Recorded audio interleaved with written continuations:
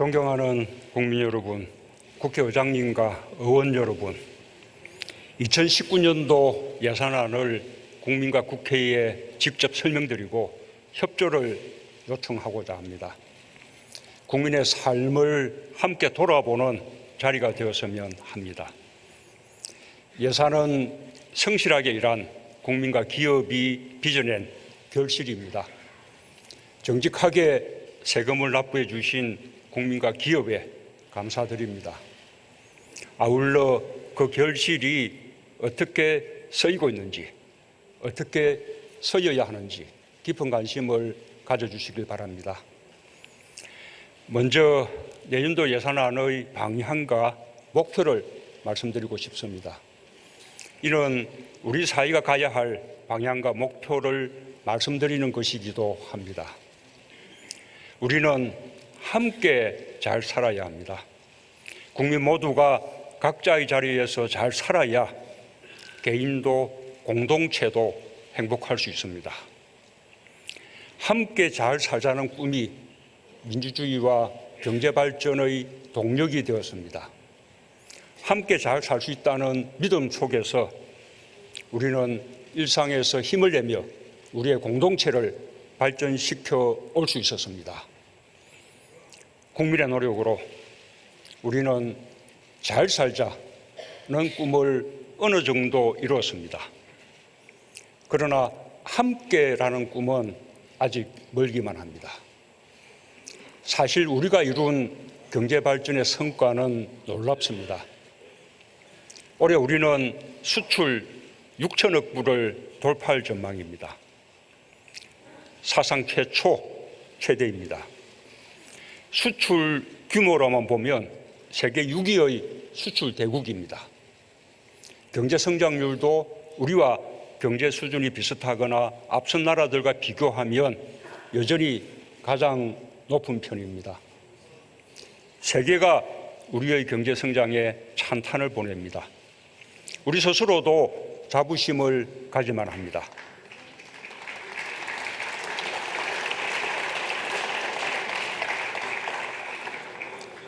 그러나 우리 경제가 이룩한 외형적인 성과와 규모에도 불구하고 다수 서민의 삶은 여전히 힘겹기만 한 것이 현실입니다. 성장에 치중하는 동안 양극화가 극심해진 탓입니다. 발전된 나라들 가운데 경제적 불평등의 정도가 가장 심한 나라가 되었습니다. 이제 우리 사회는 공정하지도 않습니다. 불평등이 그대로 불공정으로 이어졌습니다.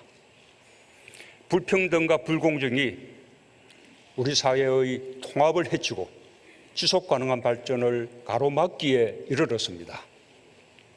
역대 정부도 그 사실을 인식하면서 복지를 늘리는 등의 노력을 꾸준히 기울여 왔다고 저는 생각합니다. 그러나 커져가는 양극화의 속도를 따라잡지 못했습니다. 기존의 성장 방식을 답습한 경제 기조를 바꾸지 않았기 때문입니다. 우리는 이 점을 직시해야 합니다. 이제 우리는 경제적 불평등의 격차를 줄이고 더 공정하고 통합적인 사회로 나아가야 합니다. 그것이 지속 가능한 성장의 길이라고 저는 믿습니다.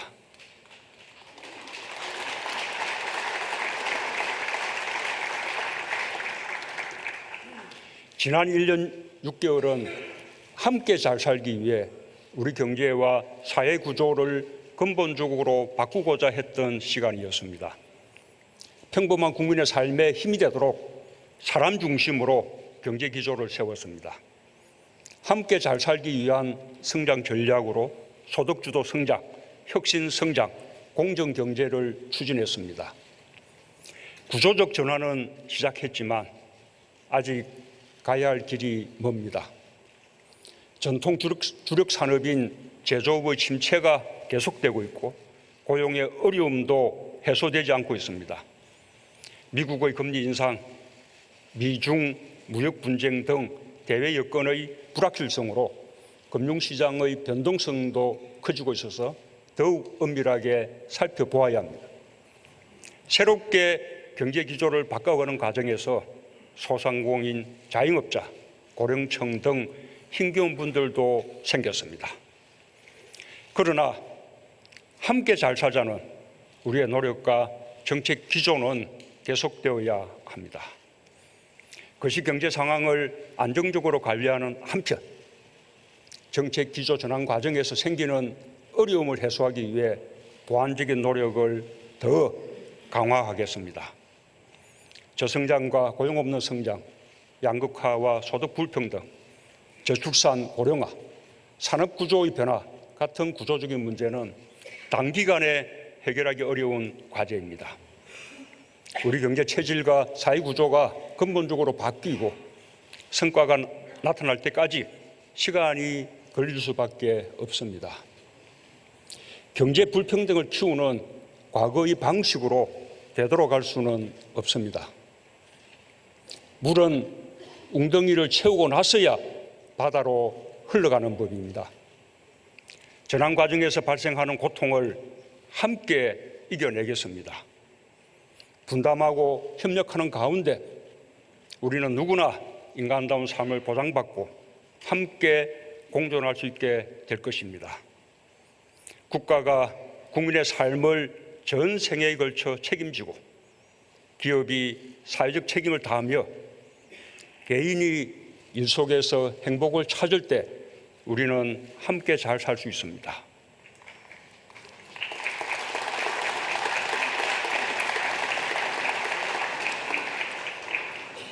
그러기 위해 우리는 우리 사회의 모습을 바꿔야 합니다.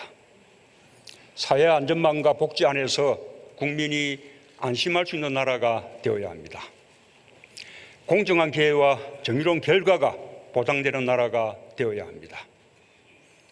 국민 단 한 명도 차별받지 않는 나라가 되어야 합니다. 그것이 함께 잘 사는 포용국가입니다.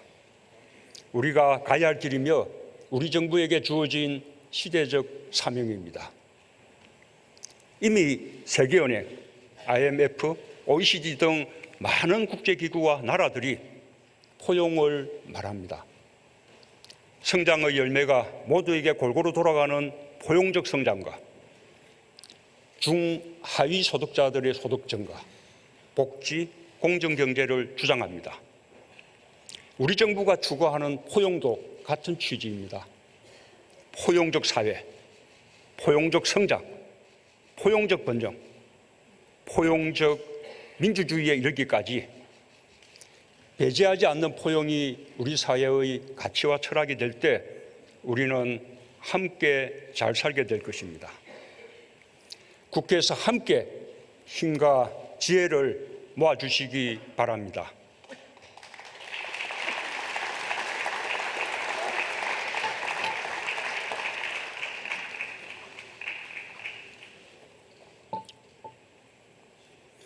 (2019년도) 예산안은 함께 잘 사는 나라를 만드는 예산입니다.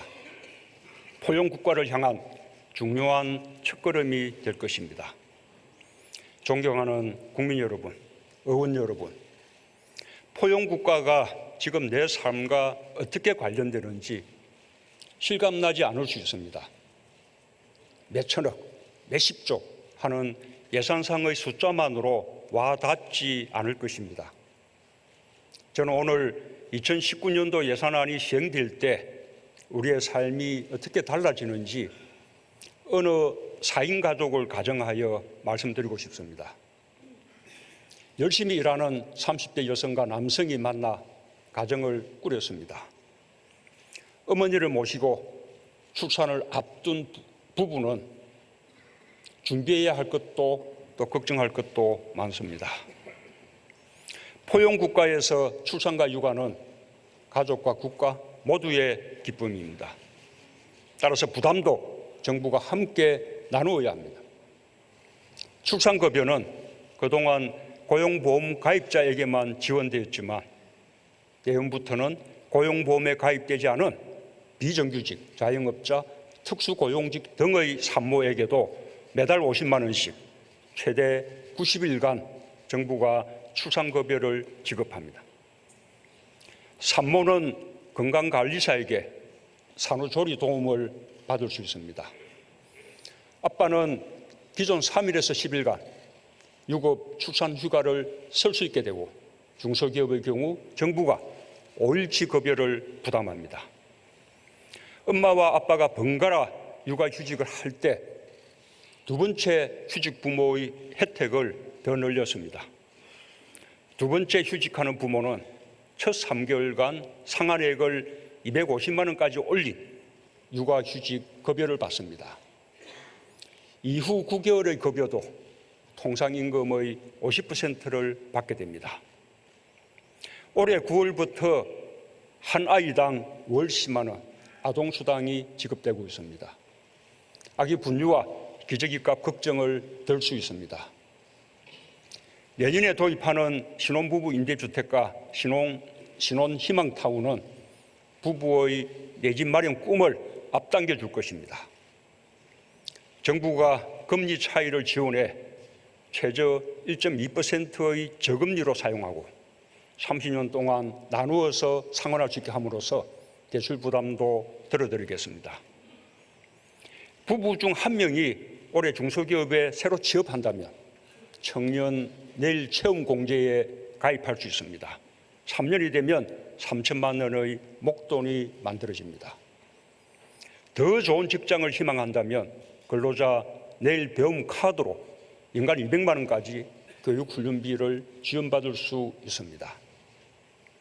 65세가 넘으신 어머니는 매달 기초연금 25만 원을 받습니다. 내년에 시작하는 사회서비스형 어르신 일자리 사업은 어머니의 삶에 활력을 드릴 것입니다. 기존 어르신 일자리보다 월급도 2배나 됩니다. 이 가정에 부부와 어머니의 월급 외에 최고 100만 원이 넘는 추가 수입이 생겼습니다.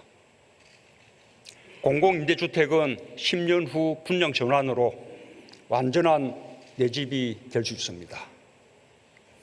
포용국가에 중점을 두어 편성한 정부 예산이 적지 않은 역할을 했습니다. 결혼에서 출산까지 평범한 신혼부부 가족의 어깨가 많이 가벼워졌습니다.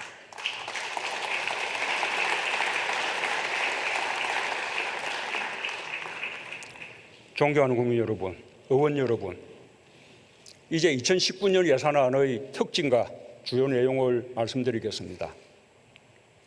총 지출은 470조 5천억 원 규모로 올해보다 9.7% 늘렸습니다. 2009년도 예산 이후 가장 큰 폭으로 증가한 예산안입니다. 우리는 작년에 3%대의 경제성장을 달성했지만 올해 다시 2%대로 되돌아갔습니다. 열해 전부터 시작된 2%대 저성장이 고착화될 가능성이 높습니다. 대외 여건도 좋지 않습니다. 보호무역주의 확산과 무역 분쟁, 미국의 금리 인상 등으로 인해 세계 경기가 내리막으로 꺾이고 있습니다.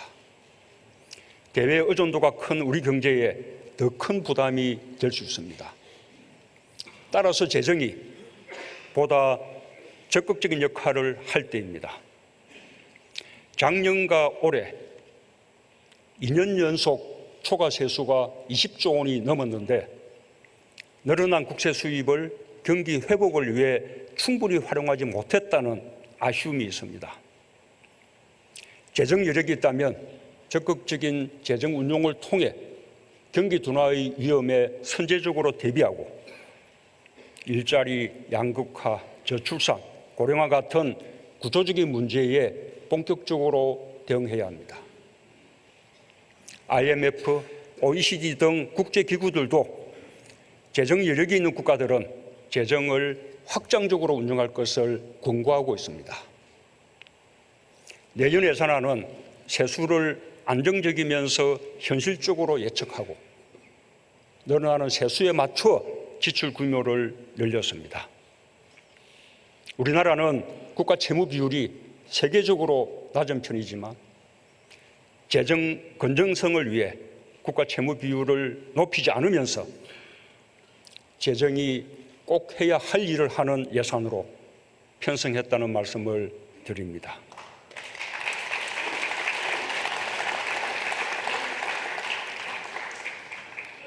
포용국가로 나아가기 위한 예산입니다. 일자리를 통해 누구나 꿈을 이룰 수 있도록 돕고 혁신 성장을 본격적으로 추진할 것입니다. 포용적인 사회를 위해 취약계층을 지원하고 사회 안전망을 확충하는 데도 중점을 두었습니다. 소득 3만 불 시대에 걸맞게 국민의 안정과 삶의 질을 높이는 노력에도 큰 비중을 두었습니다. 첫째, 일자리 예산을 올해보다 22% 증가한 23조 5천억 원 배정했습니다. 일자리는 국민 한 사람 한 사람이 인간다운 삶을 살기 위한 출발점입니다. 청년, 여성, 어르신, 신중년, 장애인 등 취약계층의 일자리를 만드는 데 역점을 두었습니다. 청년 추가 고용 장려금을 7천억 원으로 대폭 늘렸습니다. 올해 9만 명을 포함하여 대상자가 18만 8천 명으로 확대됩니다. 청년을 한 명 더 추가 고용할 때마다 3년 동안 연간 최대 900만 원을 지원받을 수 있습니다. 청년 내일 채용 공제 대상도 11만 명에서 23만 명으로 2배 이상 늘었습니다. 중소, 중견기업에 취직하면 3년 안에 최대 3천만 원의 목돈을 만들 수 있습니다. 이직이나 재취업을 희망하는 신중년에게는 맞춤형 훈련을 지원할 것입니다. 어르신들 일자리는 61만 개, 아이, 어르신, 장애인 돌봄 일자리는 13만 6천 개로 늘렸습니다. 장애인 일자리는 2,500개를 신설해 2만 개로 확대했습니다. 중증 장애인 현장 훈련과 취업을 연계해주는 지원 고용 사업을 2,500명에서 5,000명으로 확대했습니다.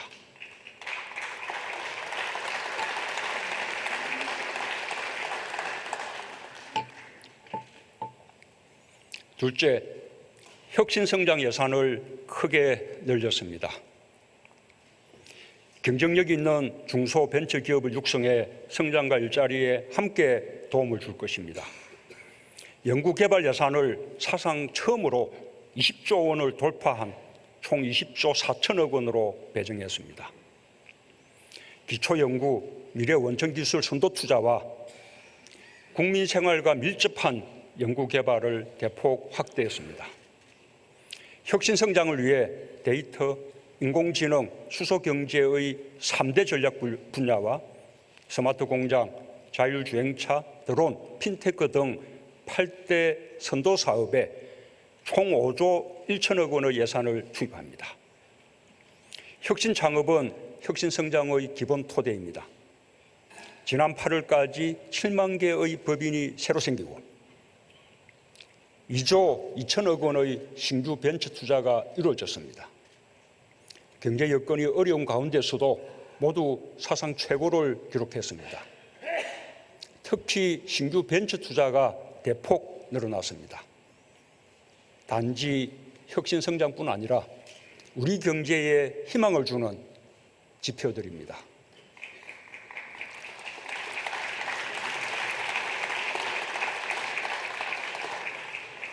청년 창업의 꿈을 더 키우겠습니다.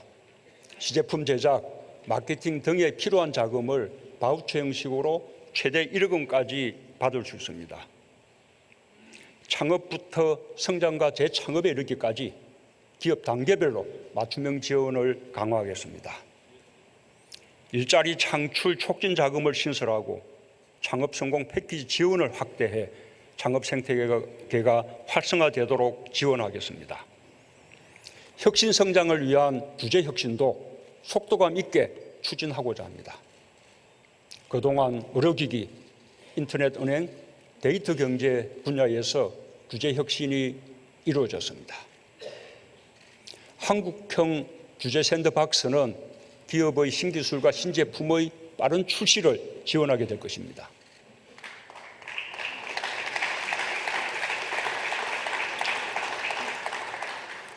셋째, 가계소득을 높이고 사회 안전망을 강화하는 예산을 대폭 늘렸습니다.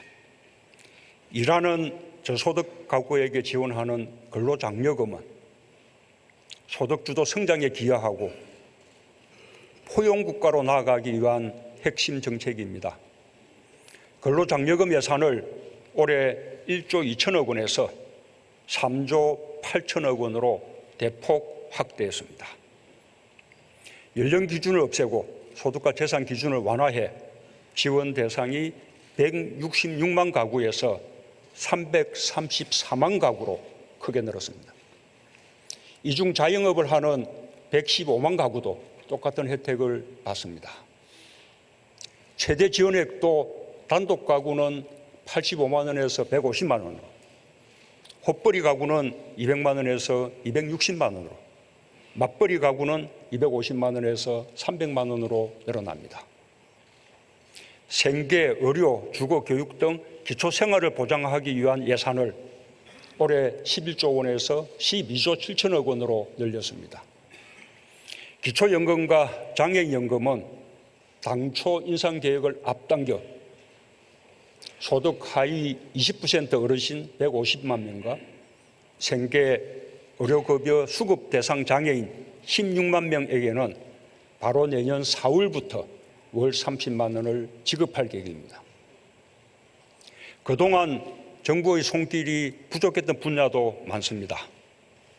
한부모 가족의 아동 양육비를 월 13만 원에서 20만 원으로 인상했습니다. 지원 대상을 만 14세에서 만 18세 미만으로 늘렸습니다. 만 24세 이하 청소년인 한부모에게 지원되는 아동 양육비는 특별히 18만 원에서 35만 원으로 늘렸습니다. 보육원을 퇴소하는 보호 종료 아동 4명 중 1명은 빈곤층이 되고 있습니다. 지자체의 지원과 별도로 월 30만 원의 자립수당을 추가 지원해 국가의 책임을 다하겠습니다.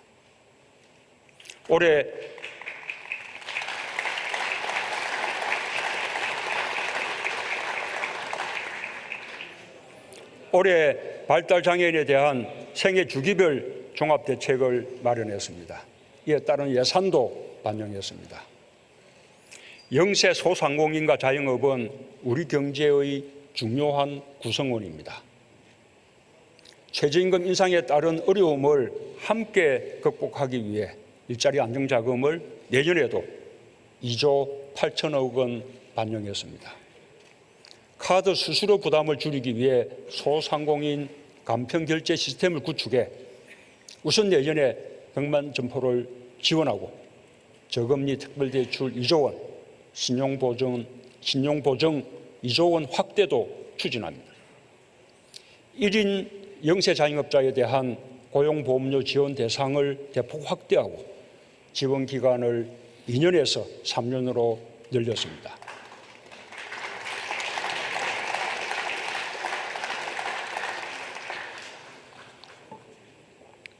넷째, 국민의 안전과 삶의 질을 높이기 위한 예산도 꼼꼼하게 챙겼습니다. 국민 생명 지키기 3대 프로젝트에 2조 2천억 원을 배정했습니다. 자살 예방, 산업재해 방지, 교통안전 강화로 국민의 안전을 지키겠습니다. 생활 SOC로 생활 환경과 삶의 질을 더 높이겠습니다. 국민체육센터 160개가 새로 들어서고 모든 시군구에 작은 도서관이 1개씩 생깁니다. 전통시장 450개의 시설을 현대화하고 주차장도 확충할 것입니다. 어촌 유질 300을 통해 우선 내년에 70개의 어촌 어항의 현대화를 지원합니다. 도시재생과 농어촌 생활 기반 지원은 구도심과 농촌 지역의 활력을 높일 것입니다. 이를 위해 내년에는 올해보다 50% 증가한 8조 7천억 원을 생활 SOC에 지원할 것입니다. 아이 돌봄 서비스 지원 대상을 2배로 늘리고 사용시간도 연 600시간에서 720시간으로 확대했습니다. 국공립 어린이집과 유치원이 여전히 많이 부족합니다. 내년에 국공립 어린이집 450개를 더 만들겠습니다. 국공립 유치원 1000개 학급 확충도 내년으로 앞당겨 추진하겠습니다.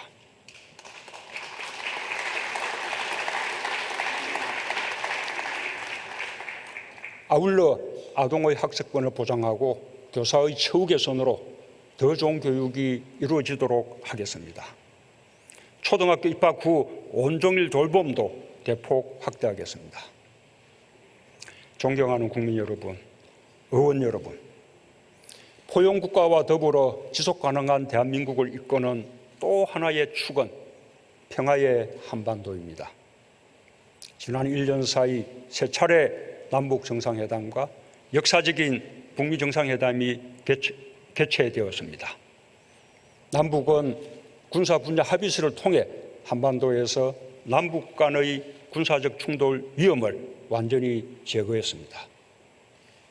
서해 5도의 주민들은 더 넓은 해역에서 안전하게 꽃게잡이를 할 수 있을 것입니다. 파주와 연천, 철원과 고성 등 접경 지역은 위험지대에서 교류 협력의 지대로 탈바꿈할 것입니다.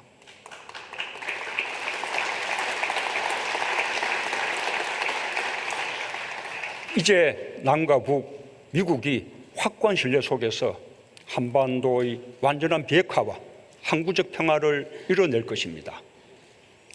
두 번째 북미 정상회담이 눈앞에 와 있습니다. 조만간 김정은 위원장의 러시아 방문과 시진핑 주석의 방북도 이루어질 것으로 보입니다. 북일 정상회담 가능성도 열려 있습니다. 김정은 위원장의 서울 답방도 조만간 이루어질 것입니다. 한반도와 동북아 공동 번영을 향한 역사적인 출발선이 바로 눈앞에 와 있습니다. 우리는 기차로 유라시아 대륙을 넘고 동아시아 철도 공동체를 통해 다자 평화 안보 체제로 나아갈 것입니다. 기적같이 찾아온 기회입니다. 결코 놓쳐서는 안 될 기회입니다.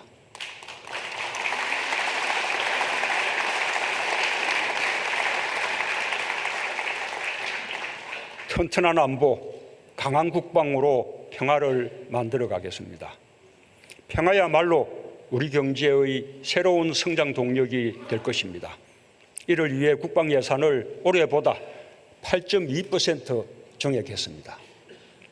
한국형 삼축 체계 등 핵심 전력에 대한 투자를 확대하고 국방 연구 개발 예산을 늘려 자주 국방 능력을 높여나가고자 합니다. 험한 지역에서 근무하는 장병의 복지를 확대하고 군 의료 체계를 정비하는 등 복무 여건도 개선할 것입니다. 남북 간 철도와 도로 연결, 산림협력, 이산가족 상봉 등 남북 간에 합의한 협력 사업들도 여건이 되는 대로 남북협력기금을 통해 차질 없이 지원하겠습니다.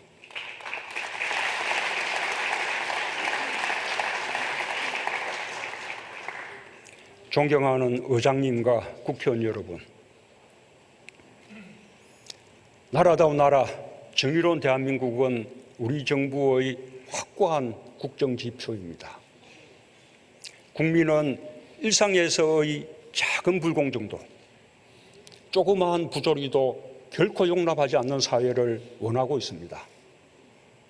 정부는 국민의 요구에 응답하여 권력 적폐를 넘어 생활 적폐를 청산해 나갈 것입니다. 사회 전반에 반칙과 특권이 없는 공정한 사회를 만드는 데 국회가 함께 해 주시길 바랍니다. 권력기관 정상화를 위한 법과 제도의 정비도 더 이상 늦출 수 없습니다. 정부는 역사상 최초로 검경 수사권 조정 합의안을 도출해냈습니다. 국회에서 매듭을 지어주시기 바랍니다. 고위공직자 범죄수사처 법안도 하루속히 처리해 주시길 바랍니다.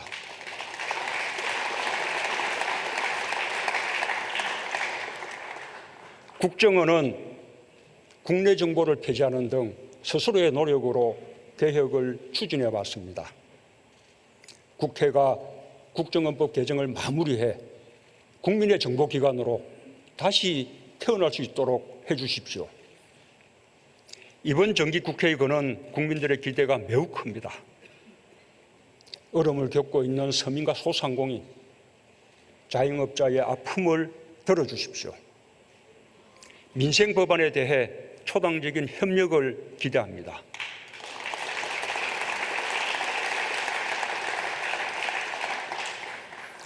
법에 따라 5년 만에 쌀 집금의 목표 가격을 다시 정해야 합니다. 정부는 우선 현행 기준으로 목표 가격안을 제출할 수밖에 없습니다. 농업인들의 소득 안정을 위해 목표 가격에 물가 상승률이 반영되기를 바랍니다. 정부는 그와 함께 공익형으로 직불제를 개편해 나가겠습니다. 적정한 수준의 목표 가격이 설정되도록 협력해 주실 것을 요청합니다. 경제 민주화 관련 법안이 성과를 내면 공정경제의 제도적 틀을 마련할 수 있습니다.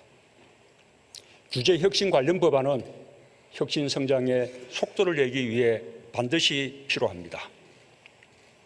국가 균형 발전과 자치 분권의 확대를 위해 중앙사무를 지방에 일괄이양하고 지자체의 실질적 자치권과 주민자치를 확대해야 합니다. 관련 법안들이 국회에서 신속히 심의 처리되길 바랍니다.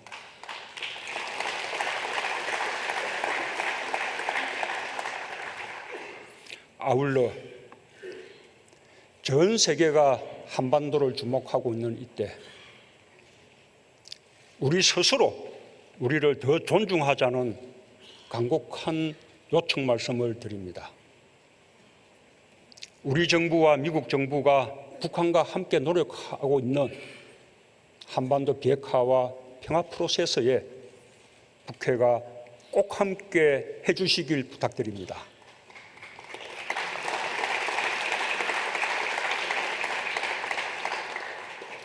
우리에게 기적같이 찾아온 이 기회를 반드시 살릴 수 있도록 힘을 모아주시기 바랍니다.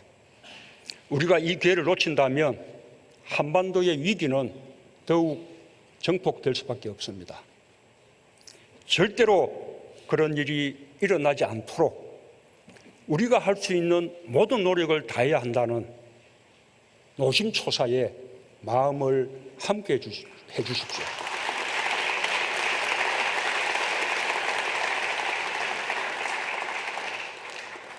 남북 국회담도 성공적으로 진행되길 기대합니다. 정부로서도 모든 지원을 다할 것입니다.